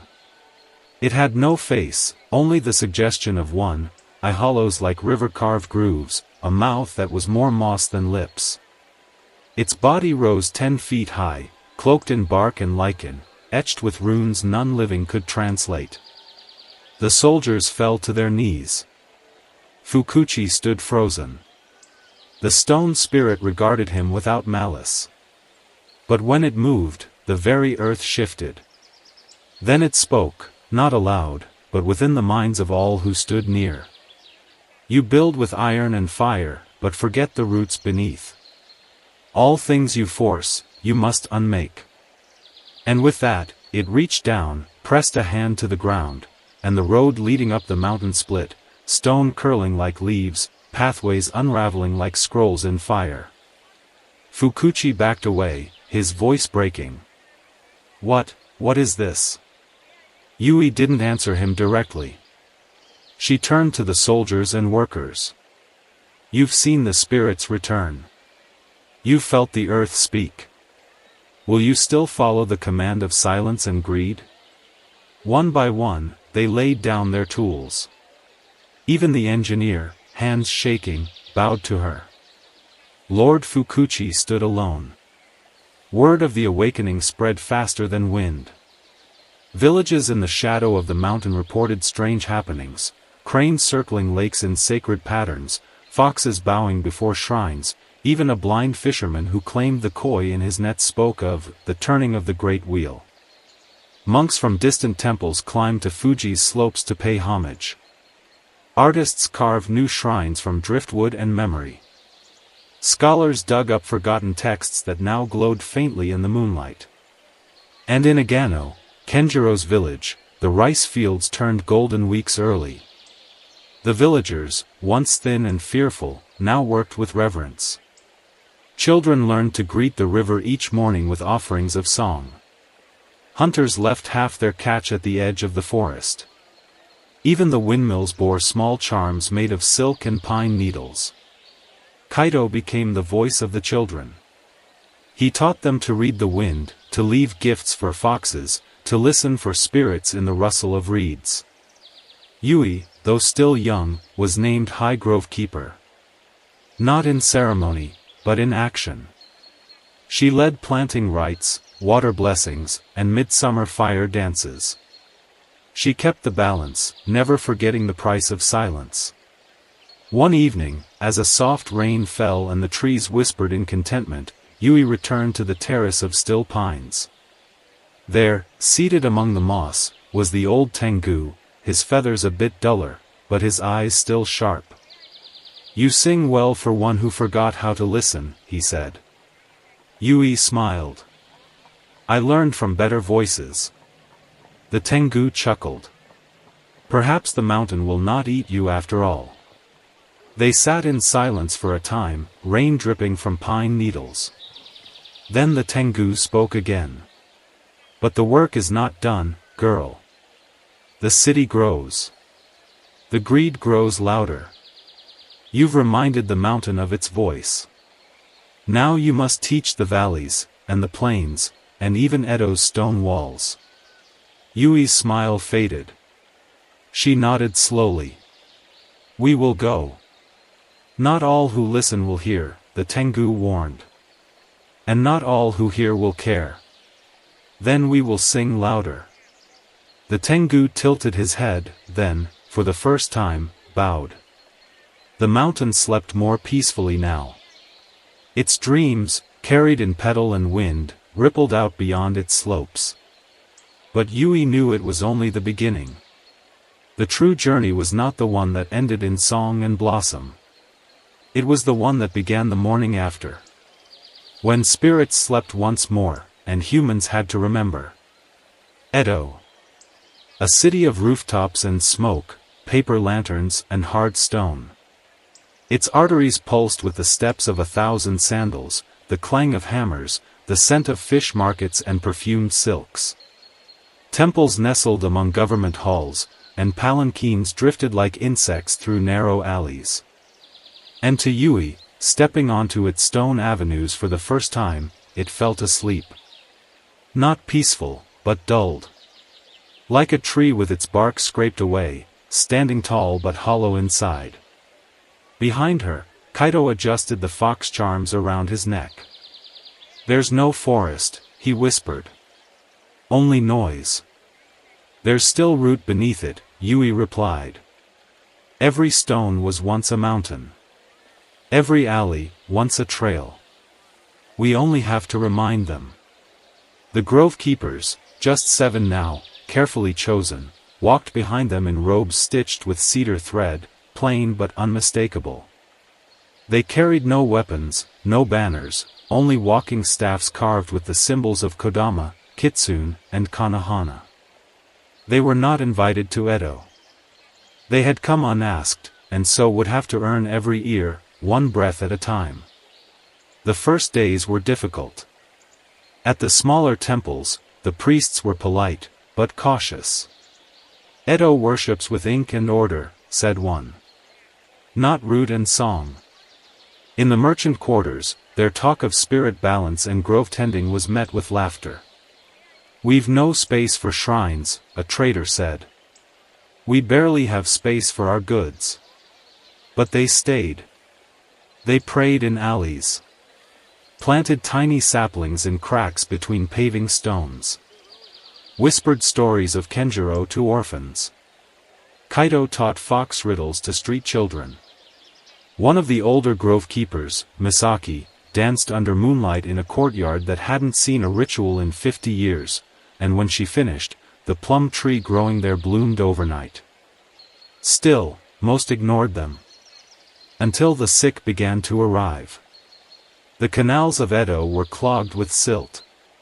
One district's water had turned sour, and children fell ill.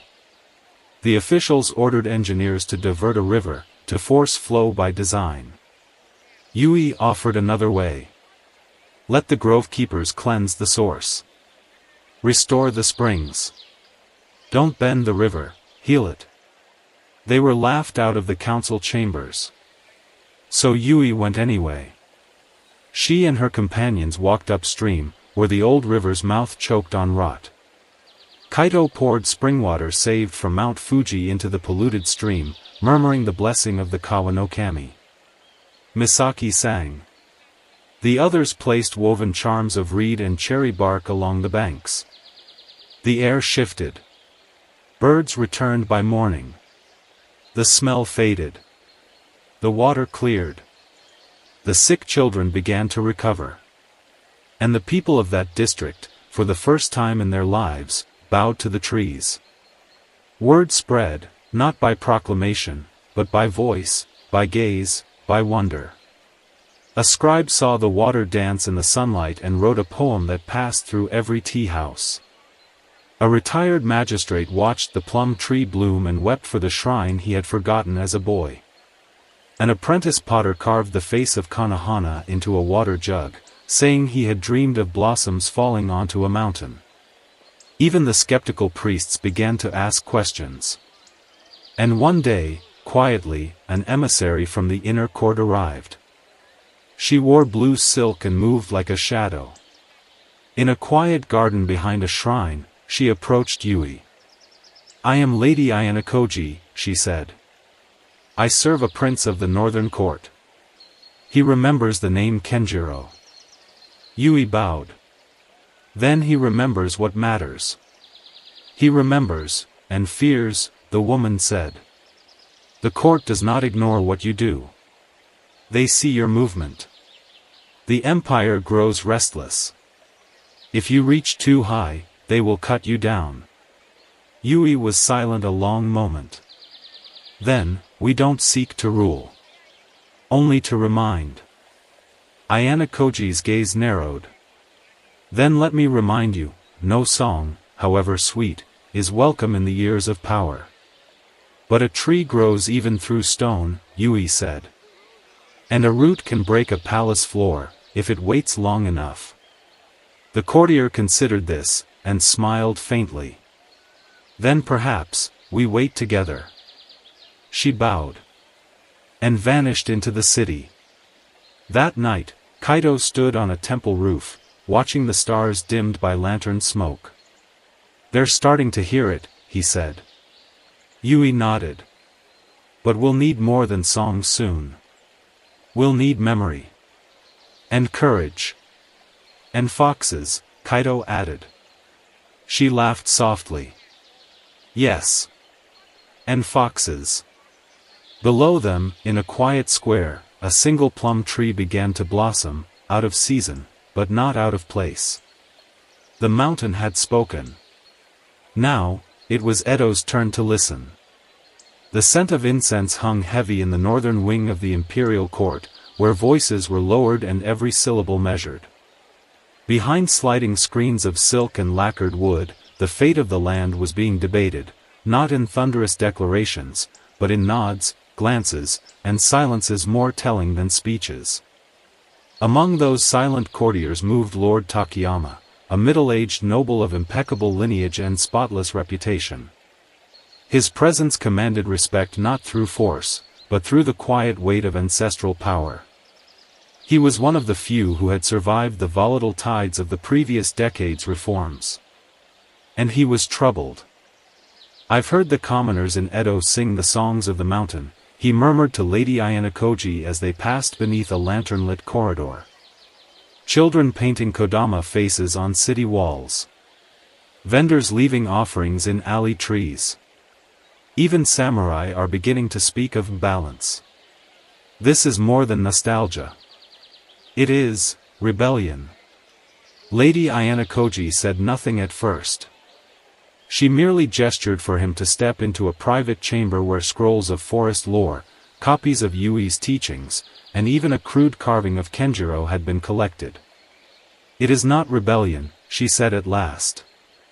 "It is remembrance. The people have heard the wind between the stones and remembered what they lost."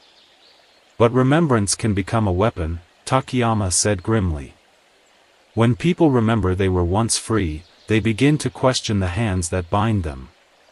He unrolled one of the scrolls, a record of the grovekeeper's rituals, annotated by a court priest. "This is dangerous. Not because it's false, but because it is true." Elsewhere, deep within Edo's slums, a different meeting took place. In a cramped sake house that had once been a tea house for merchants, Kaito sat cross-legged before a gathering of mismatched allies, a potter with rough hands, a former shrine maiden, a ronin with a scar across his brow, and a boy no older than 12 who claimed to speak to birds. They were the Circle of Root, a new movement born from the teachings of Yui and Kenjiro, not merely spiritual now, but political. They dreamed of something dangerous, harmony enforced by justice, prosperity shared, and governance rooted in respect for land and life. 3 more districts joined our planting, the potter said. Even the woodcutters are offering to reforest. City guards patrol the alleys now, the shrine maiden said. They've started arresting anyone gathering for forest rights. We expected this, Kaito said. When the roots grow too deep, the stone begins to crack. The boy raised a finger. But what if the tree doesn't want to grow anymore? What if it's scared? Kaito studied him. Then we reminded of the sun. Even in shadow. Yui felt the pressure mounting. Every day, more people came to hear her speak, craftsmen and scholars, cooks and carpenters, even disillusioned soldiers. She taught them not to revolt, but to reconnect. She spoke of Kenjiro, of the Kodama, of the delicate covenant between humankind and nature. But she also saw how her message was beginning to split. Some followers listened with reverence. Others, with ambition. One evening, in the garden of an old monastery now converted into a community grove, Misaki approached Yui with concern. Some of the new circle leaders speak of seizing land for forest sanctuaries. They talk of ousting landlords, using grove keepers as symbols for power. Yui frowned, rubbing her calloused hands together. That is not what Kenjiro taught. The mountain never forced its truth, it offered it. Misaki lowered her gaze. People are hungry, Yui. And tired. You give them hope. But others give them fury. Yui closed her eyes, listening to the distant wind. Somewhere, a crow cawed 3 times. An omen. We must be clear, she said. Hope must not be twisted into vengeance. If our roots become poisoned by wrath, we will grow into something monstrous. But even as she spoke, others moved. In secret court meetings, Lord Takayama and his allies plotted a counterbalance. They would fund new temples, offer land grants to loyal priests, and spread rumors of corruption among the grove keepers. They would paint Yui as a sorceress, a puppet of dangerous mountain spirits. And worst of all, they would unearth the past, using hidden records to suggest that Kenjiro himself had been a fraud, a mad youth who had hallucinated spirits in a time of drought. Destroy the story, Takayama said, and the roots will die. But Ayano Koji said nothing. That night, alone in her chambers, she unfolded a letter from a hidden courier, a letter written by Kenjiro, long ago, recovered from Mount Fuji's temple. Its words were simple, but etched with quiet flame. The mountain listens to the pure of heart. And even if I vanish, the wind will carry the truth. She placed the letter back beneath her robes. Perhaps the mountain was not done speaking after all. The winds in Edo shifted again, this time carrying not blossoms, but doubt. It began with whispers. A monk in the outer temple claimed that Kenjiro had been found mad in the forest as a boy, talking to animals and trees. A merchant pamphlet, published anonymously, declared the grove keepers to be part of a cult meant to undermine the emperor's divine right. A scroll bearing the seal of the Ministry of Faith was posted at crossroads. Beware false prophets who dress as peasants and speak for gods they cannot name. Yui read that scroll in silence, her grove keepers gathered around her. They use half-truths, Misaki said bitterly. Kenjiro was alone in the forest as a child. But that was before the spirits called him. They twist what's real into poison. And many will drink it, murmured Ren's daughter. People want certainty more than truth. Kaito stood beside Yui, his fox charms dull in the shadow of the news. They're not trying to destroy our teachings. They're trying to make us laughable. If we become a joke, no one listens. Yui touched the scroll gently. Then we remind them what listening feels like. But the attacks didn't stop at words. One by one, grovekeeper shrines outside the capital were defaced. Offerings were stolen, prayer stones broken. In the city's south quarter, a newly planted sapling, blessed in Kenjiro's name, was burned down in the night. Charcoal scrawled on the street beside it read, "One tree cannot stop the flood." Yui knelt beside the ashes the next morning, her fingers blackened with soot. "They want to provoke us," she said, "to turn our teachings into shields, our songs into weapons. But if we strike back, we lose the thread." "But we can't do nothing," Kaito said. "No," Yui agreed, rising. "We do the hardest thing, we sing louder. We plant again. We bow deeper. And we invite them to listen even when they curse us." She turned to the others. "If the petals fall in fire, let the roots grow beneath the ash." That evening, the grove keepers held a ceremony in the heart of Edo. They chose not a shrine or temple, but an abandoned courtyard in a crumbling neighborhood, home to the forgotten and ignored. They invited no lords. No officials. Just people. Word spread quietly. By moonrise, hundreds had gathered. Yui stepped into the courtyard barefoot, her robe heavy with night dew.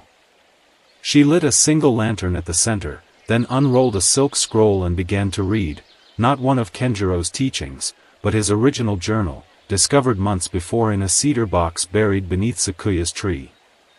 Her voice rang out over the rooftops. "I walked through a world where no one listened. I thought I was alone. But then the mountain spoke, not in thunder, but in silence. And when I answered, I heard every tree, every bird, every forgotten thing say, 'We are still here.'" She looked up. "And we are still here." Then the singing began. Not loud, not rehearsed. Just voices, young and old, clear and cracked, singing the song of return. No drums. No flutes. Only the sound of human breath joined with the night. And the wind stirred. Blossoms, somehow out of season, drifted down into the courtyard. From where, no one could say. The next day, a priest from the ministry of faith resigned. He did so publicly, placing his seal and robes on the temple steps and declaring. I felt the spirit in her voice. I saw the truth in the wind. I will no longer serve silence. Others followed. A scribe in the court leaked proof that Lord Takayama's document slandering Kenjiro had been altered, old ink over new parchment. The empire stirred. Some still jeered. Some still denied.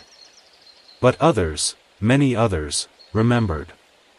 And far away, on the slopes of Mount Fuji, Sakuya's tree bloomed out of season once more.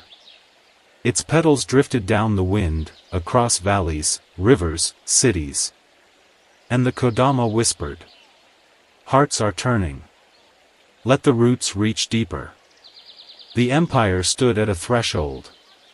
In the corridors of power, the court was divided.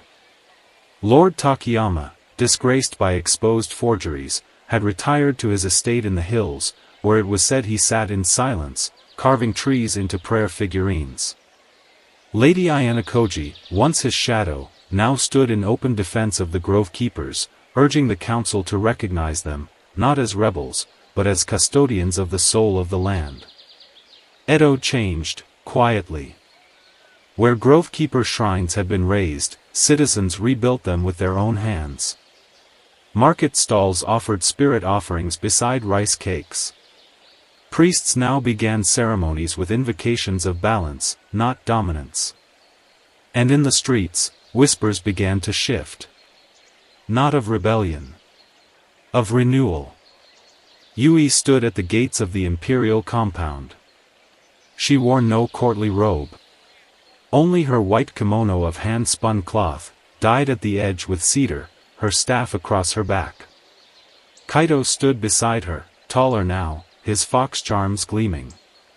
Behind them stood the last full circle of grove keepers, 20 in number, from every province touched by the mountain's breath. They had not come to demand. They had come to offer. They were led inside not by guards, but by the crown prince himself. A boy of no more than 17, but with eyes that carried generations. He greeted Yui with a bow so deep the room gasped.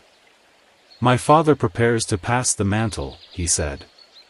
And he asked me to see with my own eyes the children of Kenjiro.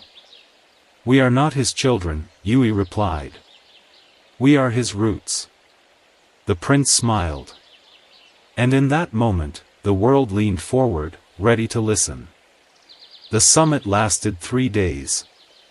It was not a battle. Not a trial. It was a conversation. The grove keepers proposed a covenant, to be honored in ink and action. Every new village road must pass with forest and water's permission, measured by rituals and witnessed by spirits where possible. Sacred groves were to be protected by law, with land assigned not to clans, but to the earth itself, stewarded by locals trained by grove keepers. Education in the cities would include not only writing and swordplay, but songs of wind, the reading of tree rings, and the listening rites. Grove keepers would never seek political office, nor form armies, but in return, the empire would protect their right to exist and teach freely. At the center of this agreement stood a single vow. The land is not ours to own. It is ours to learn from. The crown prince accepted the covenant beneath a cherry tree planted by Yui herself in the imperial garden. And the moment the ink dried on the pact, a single petal fell onto the scroll, though no blossoms hung above. The spirits had heard. Years passed. And the covenant held. Some provinces resisted at first. Others embraced the teaching so fully that they began exporting seeds and spirit dances to other nations. When foreign visitors came, they did not ask first for steel or gold, they asked to visit Sakuya's tree, now the heart of a living archive, where grovekeepers passed their stories from hand to hand. Yui never returned to Mount Fuji. She didn't need to. Instead, she traveled, village to village, temple to shrine, school to spring, carrying Kenjiro's staff and a bag full of seeds. She aged slowly, weathered but bright-eyed, her back bent only slightly from the weight of so many bows. Kaito stayed with her for decades, becoming a legend in his own right, a trickster, a teacher, a protector of orphans and foxes alike. They said the wind followed them wherever they walked. On the day Yui died, she asked to be buried beneath a plum tree in Edo. Not a grand tree. A small one. One she had planted in secret many years ago, between a bakery and a bellmaker's shop. When she passed, the empire mourned not with silence, but with song. Across the land, children sang the song of return. Not as a right, but as inheritance. Generations later, long after names had faded into carvings on prayer stones, a young child climbed Mount Fuji with her grandmother. At the summit, she knelt before the sacred spring. "There's no spirits here," the child said. "Not like the stories." Her grandmother smiled, brushing blossoms from the girl's shoulders. "They're here," she said. "We don't always see them.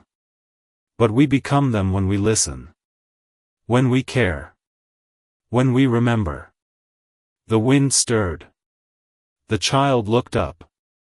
And smiled.